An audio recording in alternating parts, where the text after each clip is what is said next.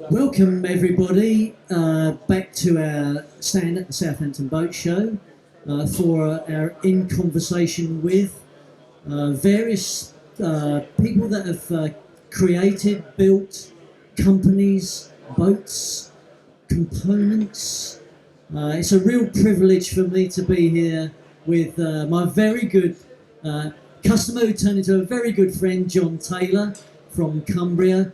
And I want to talk a little bit about John's project, but I want him really to tell you about this project because in my eyes it's a sensational achievement and a true inspiration to myself.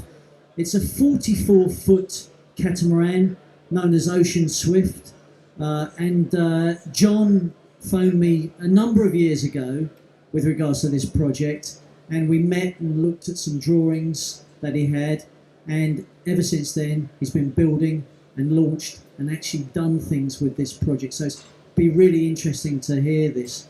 When did you start the project, John? That's a good question. I'm trying to relate it to the job I was doing at the time. I think round about 2002 the seed was planted. Yeah, kind of 2002, 2003, I would say. That's fantastic because I remember the first time I went up to see your workshop and you'd seriously got underway. In fact, you bought a cedar tree, hadn't you?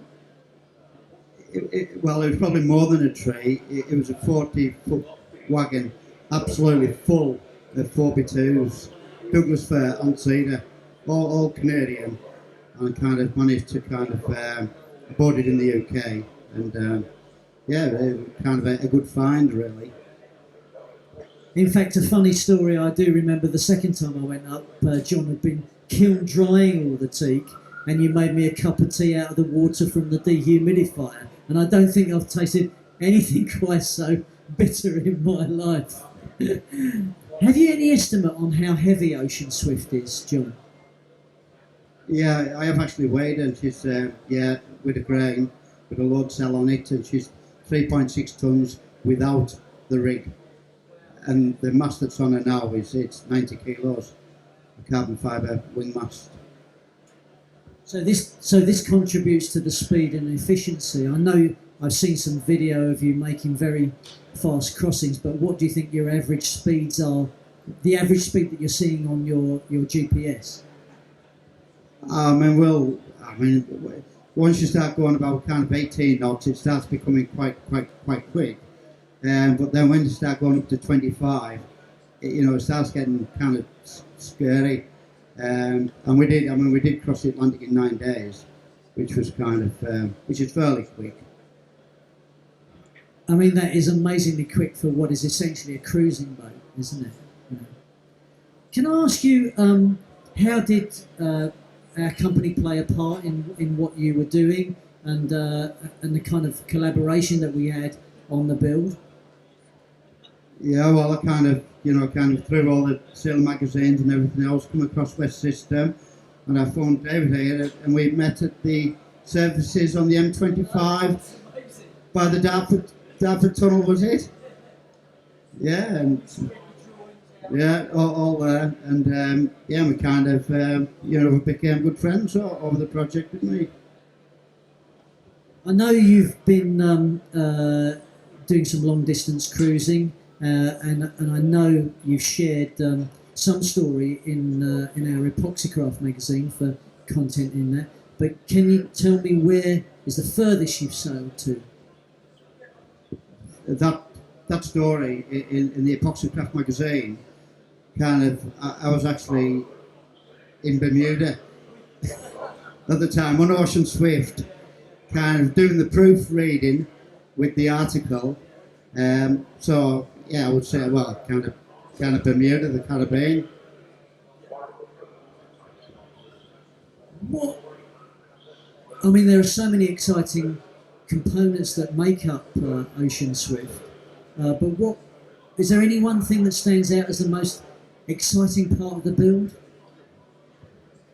Well, I'll just say the shape, the curve, the radius, the decks, the engines are a kind of a winner honour, where we can kind of turn, we can pirouette, on a length, which is a big bonus sometimes.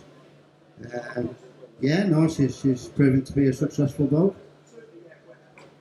I think it's one of the most inspirational things I've been involved with, because you've actually seen the project right the way through from very start, from a few planks of wood right the way to this long distance sailing adventure. I think you sailed around Ireland once, didn't you? I did, just before we made the Atlantic crossings. I thought we'll go and sail around Ireland on the west coast to get kind of in the Atlantic a bit.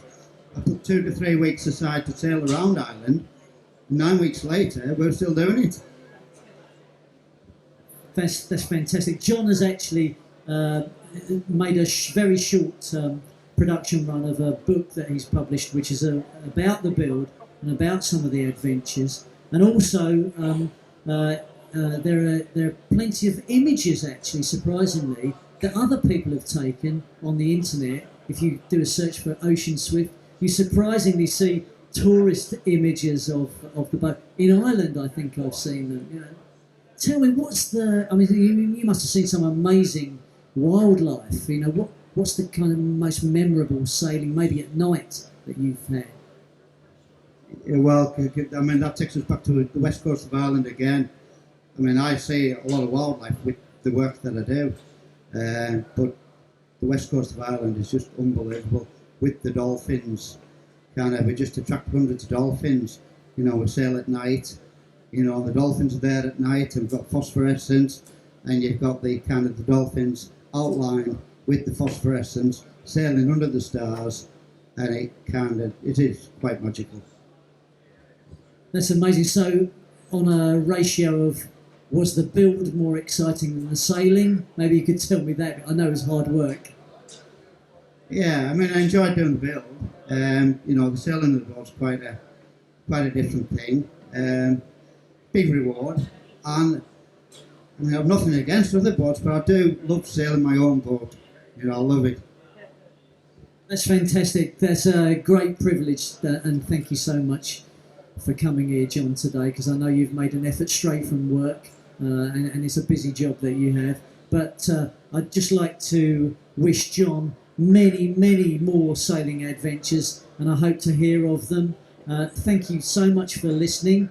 Thank you very much for being here. But more importantly, thank you very much, John, for being here. And if you want to know more about Ocean Swift and John's adventures, the adventures of the build, the adventures of sailing, do make sure you read our Epoxycraft magazine. There's a huge amount of content online about our products, but John's is a sensational, inspirational project. So thank you once again. Thanks.